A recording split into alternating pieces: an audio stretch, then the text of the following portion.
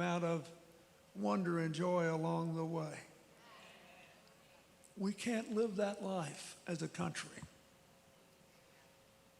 if we choose walls over bridges, if we choose division over unity, if we choose past over the future.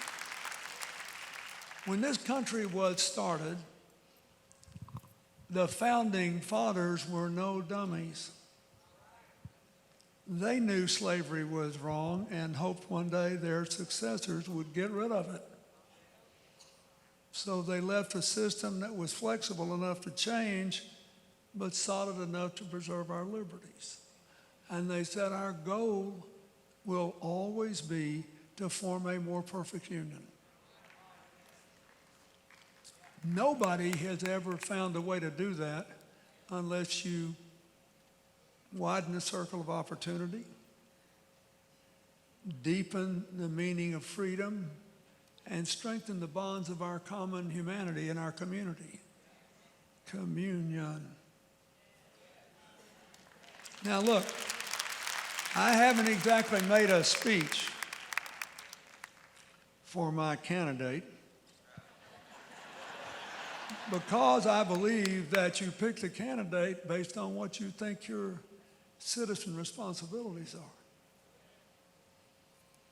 All I know is when I met her in law school 45 years ago, it was a pretty big deal for a woman to be in a law school like that.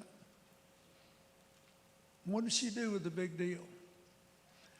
She worked on legal aid for poor people. She spent an extra year in the Yale Child Study Center figuring out what could be done to help abused and neglected children. She went to work in Washington to help farm workers. And I thank them in California for helping her now. And she went to Texas to register people who'd been systematically shut out of the political system for 100 years. And when she got out, she went to work for Marion Wright Edelman of Bennettsville, South Carolina, and the Children's Defense Fund, and went to South Carolina to figure out how come 13 and 14-year-old African-American boys were being put in prison with adults and kept for years and having their lives ruined. And filed a report, and they began to change that. The gutsiest thing she did was go to Alabama long after segregated schools were supposed to be illegal, but they were thriving under the guise of private academies. That is, they'd set up these allegedly private schools that were in effect open to the public because they were subsidized by tax credits. And Hillary went to Dothan, Alabama in 1973 and pretended to be a housewife who wanted to enroll her precious little boy in an all-white school. So after going there, it took a lot of guts back then, folks. Those of you have to be a certain age to know this. So she talks to this guy, and finally she said, look, sir, let's just cut to the chase here. Just tell me yes or no. If I put my son in your school, will it be an all-white school, yes or no? He said, absolutely. She had him. They lost their tax exemption. All the schools lost their tax exemption, and Alabama began the long, slow road back to decency and a shared future. What's that got to do with this? Spending a lifetime as a change maker is a pretty good indicator of what you will do if you get another chance. Now let's go way into the future. When I was president, we had a terrible problem, which I bet, Bishop, you see here. We had too many children in America stuck in foster care, and no one would adopt them. And they were at risk of aging out. That's the term of art. That is, turning 18 without any education, any training, any housing, no place to go, no way to live. We wanted to do something about it.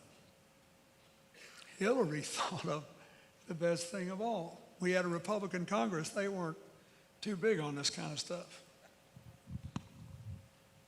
So she went to the Republican leader, Tom DeLay, and she said, I know we don't agree on much.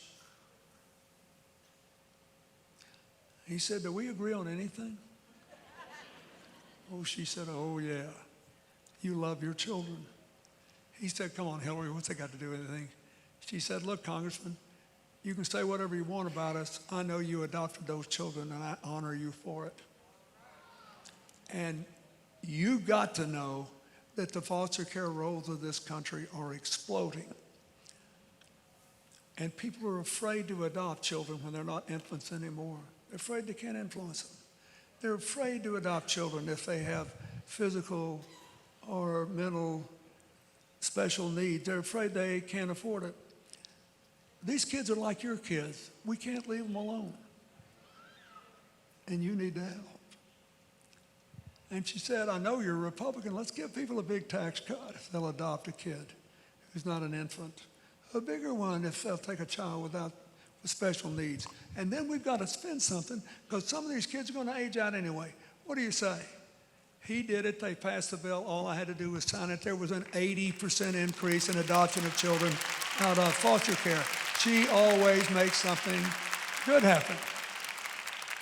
That's what you want in a president in a time when we're choosing every single day between the promise and the peril of being thrown together in new and unpredictable ways. Every day, in every country in the world. So that's what I want to say. I could give you my job speech, my community development speech. I could give you all this stuff.